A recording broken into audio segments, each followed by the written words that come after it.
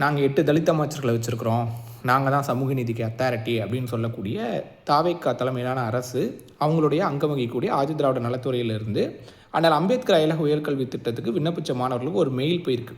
என்ன மெயில் அப்படின்னா, தினக்கூலின்னு போட்டிருக்கீங்களா உங்கள் அம்மா அப்பா தொழில்னு போடுற இடத்துல, என்ன தினக்கூலின்னு சொல்லுங்கள், மாத வருமானம் எவ்வளோ, எங்கே வேலை பார்க்குறாங்க அப்படின்னு கேட்டிருக்காங்க. ஏற்கனவே விண்ணப்பித்த மாணவர்கள் வருமான சான்றை முறையாக தமிழ்நாடு அரசுகிட்ட வாங்கி தான் விண்ணப்பத்தோடு சேர்த்து கொடுத்துருக்காங்க. ஆனால் அதை மீறி இன்றைக்கி எவ்வளோ சம்பளம்னு சொல்லு, எங்கே வேலை பார்க்குறாங்கன்னு சொல்லுன்னு கேட்டிருக்காங்க.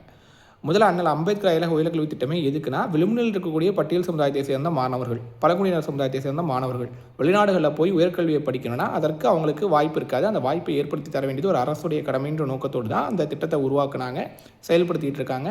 எனக்கு தெரிஞ்சு போன 5 வருஷம் திமுக கவர்மெண்ட்டில் ஒரு 386 மாணவர்கள் பயன்பெற்றிருக்கிறாங்க. அவங்களுக்கு ஒரு 160 கோடிக்கு மேலே அரசாங்கம் செலவிட்டுருக்கு.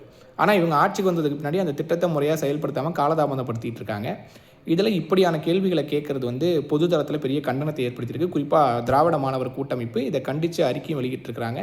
சமூக நீதி சந்தி சிரிக்குது, தாவேக்கா விஜய் ப்ரோ ஆட்சியில் அப்படின்றத மக்கள்கிட்ட சொல்லணும்.